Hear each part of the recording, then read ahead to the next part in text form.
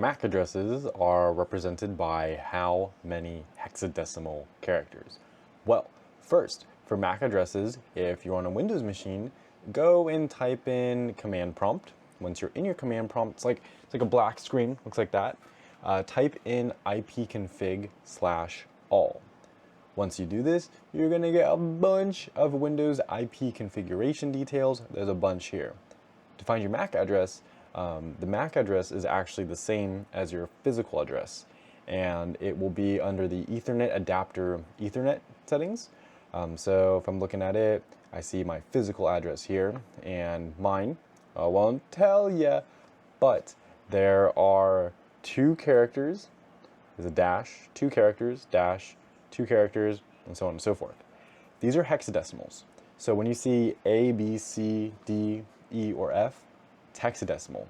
So how many hexadecimal characters are there?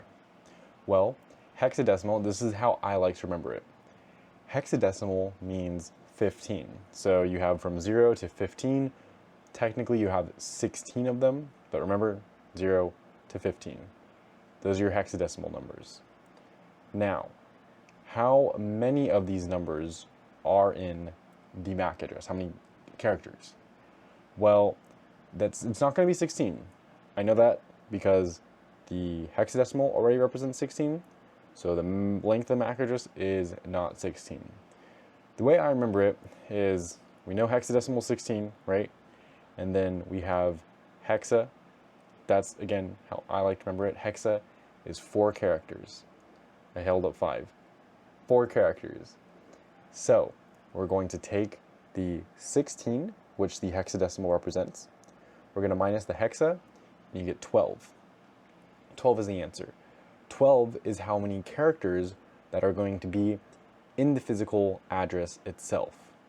That's how I like to remember it. That's just the way I like to do it. If you have a better way of doing it, let me know in the comments below. But the MAC address can be represented by 12 hexadecimal characters.